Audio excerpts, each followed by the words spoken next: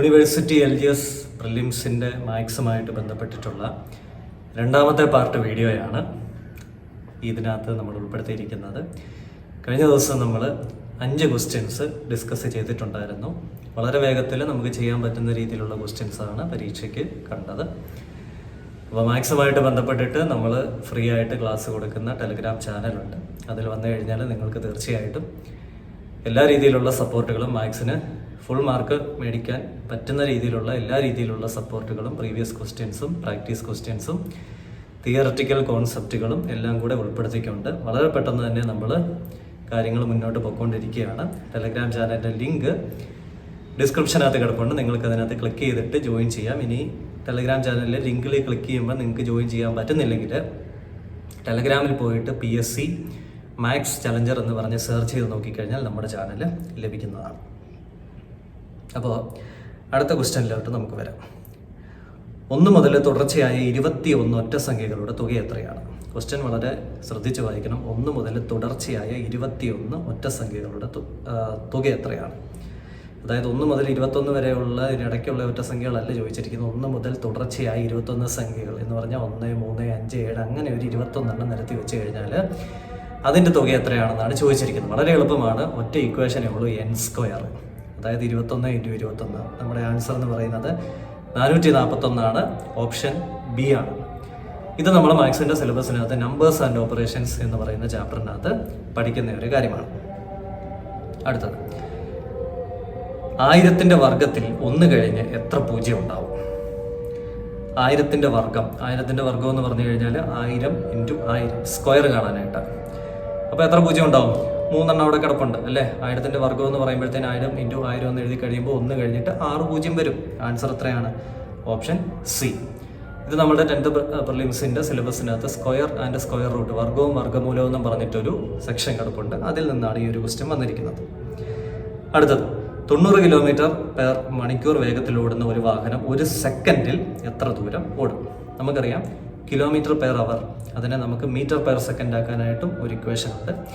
m/s km/h ഉണ്ടാക്കാനായിട്ട് ഒരു അവർ ആക്കാനായിട്ട് ഒരു ഇക്വേഷൻ ഉണ്ട്. അപ്പോൾ അത് വെച്ചിട്ട് വളരെ സിമ്പിളായിട്ട് കണ്ടുപിടിക്കാനായിട്ട് പറ്റും. അപ്പോൾ km/h 90നെ m/s ആക്കാനായിട്ട് നമ്മൾ 90 × 5/18 ചെയ്താൽ മതി.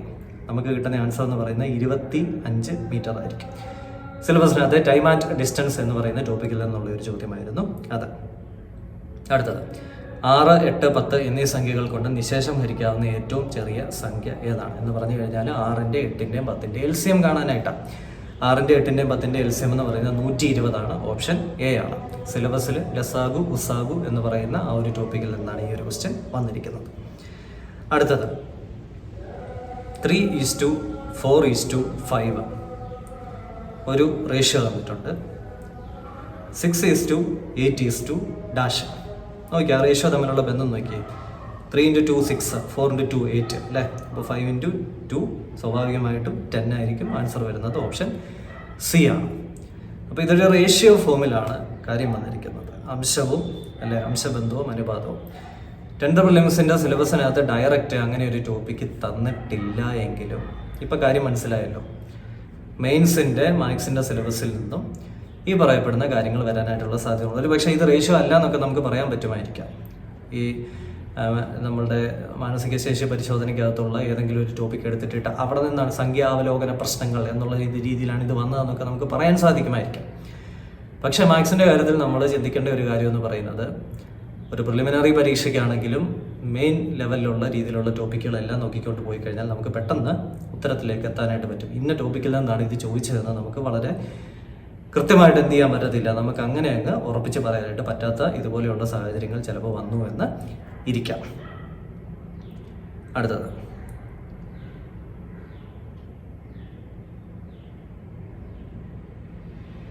അടുത്തൊരു ക്വസ്റ്റ്യൻ. ഒരാൾ 6500 രൂപയ്ക്ക് വാങ്ങിയ ഫോൺ 5980 രൂപയ്ക്ക് വിറ്റു. നഷ്ടശതമാനം എത്രയാണ്? നഷ്ടശതമാനത്തിനൊരു ഇക്വേഷൻ ഉണ്ട്. നഷ്ടം ഡിവൈഡഡ് ബൈ വാങ്ങിയ വില × 100. ഇത്ര ചെയ്താൽ മതി. അപ്പം ഇവിടെ അറിയാം നഷ്ടം എത്രയാണ് വന്നിരിക്കുന്നത്. 6500 രൂപയ്ക്ക് വാങ്ങിയ ഫോൺ 5980 രൂപയ്ക്ക് വിറ്റെന്ന് പറഞ്ഞു കഴിഞ്ഞാൽ 6500 നിന്ന് 5980 കുറച്ച് നോക്കുക. നമുക്ക് കിട്ടുന്ന ആൻസർ എന്ന് പറയുന്നത് 520 ആണ്. എത്ര രൂപയ്ക്കാണ് വാങ്ങിയത്? 6500 അല്ലേ? അപ്പോൾ 520 ഡിവൈഡഡ് ബൈ 6500 ഇൻറ്റു 100 ചെയ്യാം. കിട്ടുന്ന ആൻസർ എന്ന് പറയുന്നത് 8% option B. Profit and loss, ലാഭവും നഷ്ടവും എന്ന് പറയുന്ന ചാപ്റ്ററിനകത്ത് നമ്മൾ പഠിക്കുന്ന ഒരു കാര്യമാണ്. അടുത്തത് ശ്രേണികളായിട്ട് വന്നിരിക്കുക. 1, 1, 2, 3, 5, 8 ഡാഷ് 21. ആ ഒരു ശ്രേണി നോക്കിയാൽ നിങ്ങൾക്ക് മനസ്സിലാവും. ആദ്യത്തെ 2 സംഖ്യകളുടെ സമ്മാണ് അടുത്ത സംഖ്യ 1, 1, 2. രണ്ടാമത്തെ 2 സംഖ്യകളുടേതാണ് അടുത്ത സംഖ്യ 1, 2, 3. 3, 5, 8 അല്ലേ? അപ്പോൾ സ്വാഭാവികമായിട്ടും അടുത്ത സംഖ്യ ഏതായിരിക്കും? 8, 5, 13. അടുത്ത വെച്ച് നോക്കിയാൽ മതി. 13, 8 അവിടെ തന്നിരിക്കുന്നത് അല്ലേ? 8, 13 അവിടെ 21 എന്ന് പറഞ്ഞ് നമുക്ക് ലാസ്റ്റത്തെ സംഖ്യ തന്നിരിക്കുന്നത്. അപ്പോൾ നമ്മുടെ ആൻസർ എന്ന് പറയുന്നത് 13 ഓപ്ഷൻ എ ആണ്. അപ്പോൾ ഇത്രയും ക്വസ്റ്റ്യൻസ് വളരെ എളുപ്പമുള്ള ക്വസ്റ്റ്യൻസ് ആയിരുന്നു. മാത്സിനകത്ത് ഒരു ബേസും ഇല്ലെങ്കിൽ പോലും നമുക്ക് ഉത്തരത്തിലോട്ട് എത്താൻ പറ്റുന്ന രീതിയിലുള്ള കുറച്ച് ക്വസ്റ്റ്യൻസ് ആയിരുന്നു. അപ്പോൾ ബാക്കിയുള്ള ക്വസ്റ്റ്യൻസ് കുറച്ചും കൂടെ സ്റ്റാൻഡേർഡ് ലെവലിലോട്ട് വരുന്ന ടൈപ്പ് ക്വസ്റ്റ്യൻസ് ആണ്. അത് നമ്മൾ അടുത്ത പാർട്ടായിട്ട് തീർച്ചയായിട്ടും അപ്ലോഡ് ചെയ്തിരിക്കും. അപ്പോൾ മാത്സ് ബുദ്ധിമുട്ടുള്ള ആൾക്കാർക്ക് വേണ്ടി ഞാൻ ഒന്നും കൂടെ പറയുന്നു, ടെലഗ്രാം ചാനലിൽ നിങ്ങൾക്ക് വളരെ സിസ്റ്റമാറ്റിക് ആയിട്ട് എല്ലാ തിയററ്റിക്കൽ ടോപ്പിക്സും കോൺസെപ്റ്റും എക്സസൈസ് ക്വസ്റ്റ്യൻസും അതുപോലെ പ്രീവിയസ് ഇയർ ക്വസ്റ്റ്യൻസും ഇങ്ങനത്തെ കാര്യങ്ങളെല്ലാം ഡിസ്കസ് ചെയ്യുന്ന ഒരു പാനൽ നമ്മുടെ കയ്യിലുണ്ട്.